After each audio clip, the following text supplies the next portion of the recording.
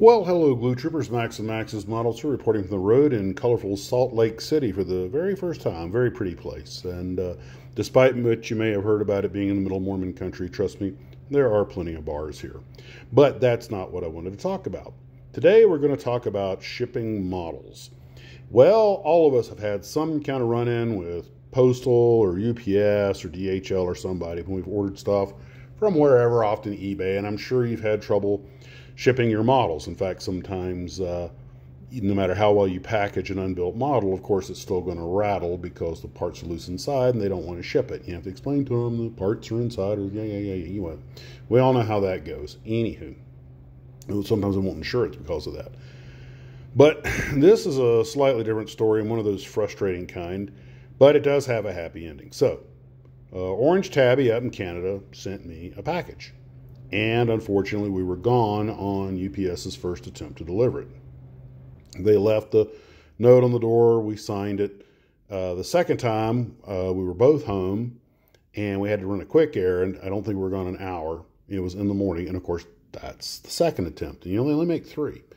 So the third attempt, that was last Friday. So today, I'm off at work, obviously. So Mrs. Max's Models sat diligently with the door to the bedroom open, where she could hear the doorbell, hear someone knock, whatever. And our bedroom's very close to the front door. And she looked, no package, okay, goes in the bedroom, door's open. A little while later, she hears something. She goes outside, the truck's driving away, and there's the third notice. And she swears the woman didn't hit the doorbell or knock on the door or anything. Well, it turns out that for some reason, UPS has our house, which is obviously a house in a subdivision. I mean, it's a home, but they have it labeled as a business. And we have not, even though we have tried, talked to everybody, we're not a business. They have, and one person said, okay, we've got it fixed in the computer. Well, they don't.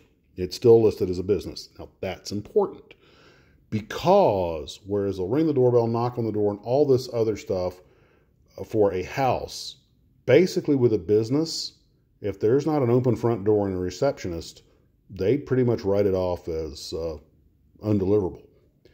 So we got the notification that this is the third time, and it's going to go back to Canada. So I'm out on the road. So Mrs. Max's Models has burned up the phones, talks to 3 different people at UPS. Finally, it turns out it's being handled by a subcontractor, not by UPS itself. And the subcontractor has their own rules and their own way of doing things. And the lady who was delivering it, apparently, I guess their truck is GPS tracked. She's not able to go back.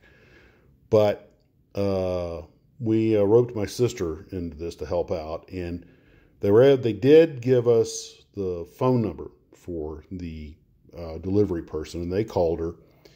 And she said, and to her credit, she said that what she'd do is that she wasn't able to get to the box the way it was loaded in the truck. And they have to unload everything, I guess, when they get back, and it was scheduled for a return. But what she would go ahead and do is, once she unloaded the truck back at their headquarters, she'd go ahead and take the box and I guess in her own private vehicle, and bring it to a local meeting place where they could pick it up. Well, the local meeting place was close enough to where we lived that apparently, I don't know if it was my wife or my sister, but they agreed that she would just bring it to the house. And apparently, according to my wife, when she came up the drive, she was honking the horn and everything and making her presence known.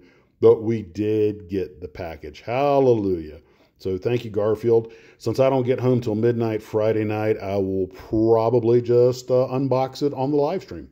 And, it's just one of those things. But, people are people. She's got her rules that she operates by. But once you get them on the phone and make a human contact, it becomes more of a thing, and God bless her, for on her time off, in her own car, I guess, swinging by and doing that, going the extra mile. So, I can't be mad. It's just one of those things that happens.